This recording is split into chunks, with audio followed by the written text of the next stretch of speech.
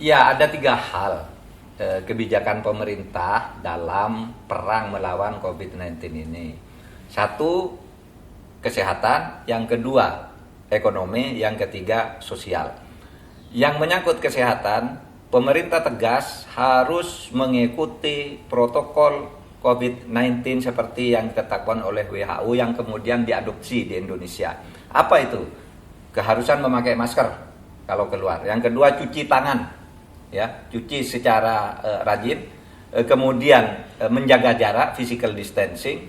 Kemudian tidak berkumpul atau tidak melakukan kerumunan-kerumunan yang menyebabkan terjadinya kontak fisik atau kontak nafas secara dekat antara orang dengan orang. Nah, itu protokol kesehatan yang mutlak harus diikuti.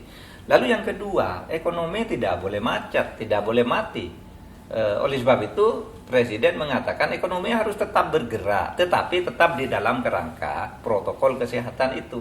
Itulah yang disebut relaksasi. Karena di berbagai tempat itu berbeda. Ada yang begitu ketat, orang mau bergerak ke sana tidak bisa, mau cari uang tidak bisa, mau ini tidak bisa. Tapi di tempat lain ada orang yang melanggar dengan begitu mudahnya. Nah, ini yang dimaksud kemudian perlu dia lakukan relaksasi. Relaksasi itu bukan berarti lalu melanggar protokol kesehatan gitu.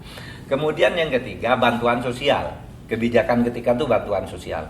Presiden mengatakan harus cepat dan tepat. Tetapi jika pilihannya hanya satu, tepat atau cepat, maka Presiden minta agar cepat dulu semuanya segera diberi. Soal pembukuannya nanti administrasi mungkin karena banyak orang tidak punya KTP, tidak jelas rumahnya, tapi jelas-jelas membutuhkan cepat diberi. Nah, nanti bisa diadministrasikan tersendiri tanpa menjadikan kartu penduduk dan alamat yang jelas sebagai prasyarat untuk mendapatkan itu.